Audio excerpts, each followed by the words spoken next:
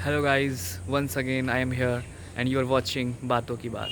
तो आज आप लोग के बीच हम आ गए हैं कुछ नई बातों पे चर्चा करने के लिए। आज का जो हमारा विषय होगा वो होगा कि एक बच्चों की जो पेरेंटिंग होती है वो किस तरीके से करनी चाहिए। तो अगर आप देखें आज के ज़माने में तो बहुत सारे पेरेंट्स ऐसे हैं जो अपने बच्चों को एकदम छोटे बच्चों की तरह पाल रहे हैं। हर एक चीज़ों पे बहुत ज़्यादा प्यार दे रहे हैं, जहाँ पे कम देना चाहिए वहाँ पे ज़्यादा दे रहे हैं, जहाँ पे ज़्यादा देना चाहिए वहाँ पे कम दे रहे हैं, फालतू का कंपैरिजन कर रहे हैं। और बच्चों का आजकल आप देख रहे हैं बहुत ज़्यादा मन बढ़ा हुआ है, किसी के सामने कुछ भी बोल दे रहे हैं और किसी के सामने कैसी भी हरकत कर दे रहे हैं। तो इन्हीं बातों पे मैं चर्चा करने आया हूँ। तो सबसे पहले जब हम लोग का जनरेशन हुआ करता था तो हम लोग बेसिकली क्या करते थे, हम लोग को पेरेंट्स ऐसा करते थे कि अगर हम लोग की गलती, अगर कहीं बाहर से गलती करके आते थे तो हमारी गलती हो चाहे ना हो, अगर उनको पता चलता था तो पहले 10 लात मारते थे। तो उससे क्या होता था कि गलत जगहों पे जाना हम लोग का पहले छूट जाता था। फिर 10 लाख देने के बाद वो पेरेंट्स हमें समझाते थे कि वहाँ जाना तुम्हारे लिए क्यों गलत है और तुम जो किए हो वो तुम्हारे लिए क्यों गलत है।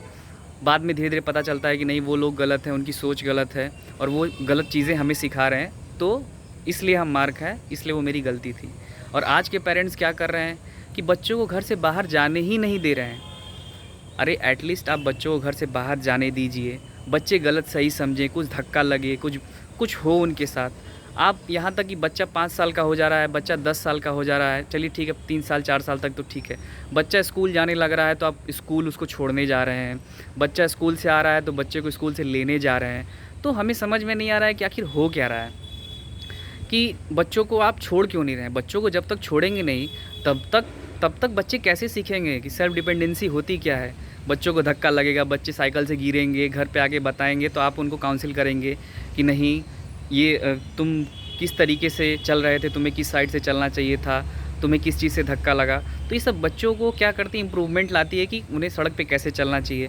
अभी आजकल सबसे बड़ी प्रॉब्लम देखी जा रही है कि बच्चों को बात करने नहीं आ रही है। समाज में खड़े हो जा रहे हैं तो उन लोगों बच्चों को बात करना एकदम नहीं आ रहा है। लोगों से, बड़े लोगों से कैसे बात करना चाहिए, बड़े लोगों के सामने खड़ा कैसे होना चाहिए।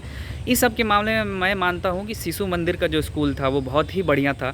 एटलीस्ट वहाँ पे बच्चों को ये तो सिखाया जाता था कि किसी के सामने जाना है तो पैर छूना है, बड़ों का सम्मान करना है, उनके सामने हाथ पीछे खड़ा करके रख के बात करना है। अगर आपसे सीनियर है तो ज़्यादा बातों का जवाब नहीं देना। अगर वो गलत भी बोल रहा है तो एक पॉइंट पे आप थोड़ा सा बोलिए, लेकिन ज़ुबान मत लड़ाइए लोगों के बीच में। और आज के बच्चों में क्या है कि वो तुरंत 2 मिनट में ही कंफर्ट जोन में आ जाते हैं। अगर सामने वाला थोड़ा सा कंफर्ट दिया तो तुरंत उनका कंफर्ट जोन आ जाता है। तो ये क्या करता है कि गलत इम्पैक्ट डालता है बच्चों पे नहीं, बच्चों के पेरेंट्स पे।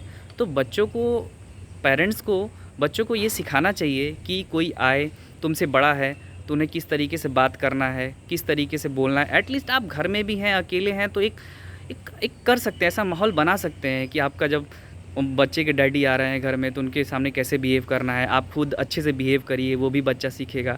आप भी बच्चों के सामने ज़्यादा कंफर्ट हो जाते हैं। और आजकल के पेरेंट्स ज़्यादा दोस्त और फ्रेंड्स बनने के चक्कर में कुछ ज़्यादा ही अपने बच्चों को कंफर्ट जोन खोल दे रहे हैं, जो कि नहीं होना चाहिए।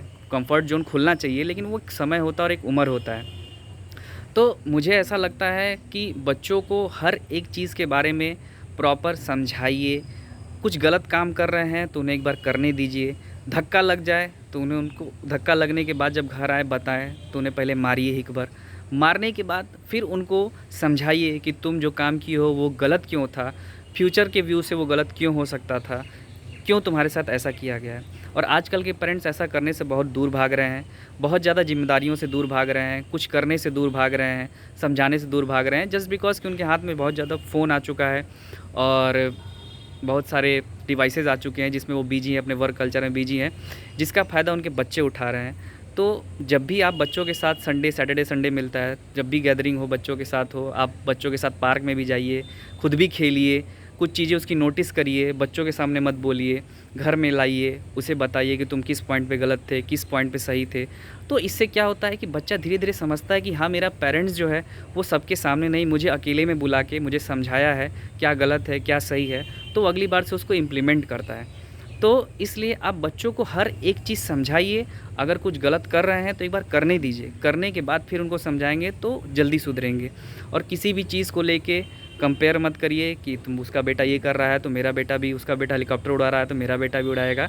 हो सकता है कि आपके बेटे को बैंड में उसका मन लगता हो, उसका आपके बेटे को इलेक्ट्रिक में बहुत अच्छा मन लगता हो, तो वो भी आप सिखा सकते हैं अपने बच्चों को। कुछ भी गलत नहीं है, स्किल्स कुछ भी गलत नहीं होते हैं। हमारे भारत में ही सिर्फ स्किल्स को बेकार बोला जाता है, विदेशों में स्किल्स की बहुत ही पूजा है, इसलिए वहाँ पे बहुत कम उम्र से ही वहाँ के बच्चे स्किल्स पे ध्यान देते हैं और वो आगे बढ़ जाते हैं। और हमारे यहाँ के लोग सिर्फ पढ़ाई और पढ़ाई पे ही फोकस करते हैं, जिससे सिर्फ यहाँ नौकरी में ही रह जाते हैं। तो आज का हमारा जो बात था वो यही था कि सारे पेरेंट्स को अपने बच्चों को समझाना चाहिए और ख़ुद भी समझना चाहिए कहाँ, कब और किस तरीके से बोलना है और बात करना है, और कब उन्हें मारना है, कब उन्हें समझाना है। उनकी फीलिंग्स को समझिए और उनकी गलतियों को थोड़ी मोड़ी इमोशनल चीज़ों से अटैच कर दीजिए, क्योंकि आजकल के बच्चे अगर मार पीट को नहीं संभाल पा रहे हैं तो थोड़ा इमोशनल अटैचमेंट उसमें दीजिए, ताकि बच्चे किसी भी चीज़ करने से पहले वो इमोशनल फील उनके अंदर आ जाए, ताकि वो काम करने से रुक जाएँ। बहुत बहुत धन्यवाद कि आप हमको देखेंगे, अपना कुछ कीमती समय मुझे देंगे, और इसी के साथ मैं आपसे विदा लेता हूँ। और कल फिर आपसे या कुछ दिनों के बाद फिर आपसे कुछ नए टॉपिक पे बात करूँगा। तब तक के लिए स्वस्थ रहें, सतर्क रहें और लोगों की सहायता करें, और स्वस्थ रहें और मस्त रहें। बहुत बहुत धन्यवाद।